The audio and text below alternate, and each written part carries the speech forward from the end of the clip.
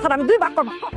আমার মাথা 2 ভাগ করবি তুই? হ করব। তোরে কেউ খুঁজছে ভাই না, তোরে এমন দেখাই কিন্তু আজকে আত্মস্পৃ যা আমার লাঠিতে যদি একটা কোপ লাগে, একটা কোপ লাগলে লাঠিতে তোর কি হয়? তো লাড়ি পানি লাগাছি, লাড়ি সরা। লাড়ি সরা, মাথাটা চালা না নিশা।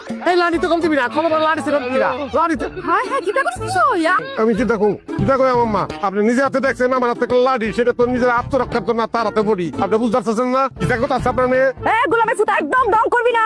দেখছেন স্বামীরে গোলামের ফুট কয়, স্বামী আমি বলে গোলাম, আমি যদি গোলাম কই সে বিবি তাহলে তার সাহেব কেডা জিগান আপনি আপনি জি হ্যাঁ সাহেব কেডা আমার কটা দিন তা হইন আপনি থাকলে যদি একটু শান্তিতে থাকতে পারি।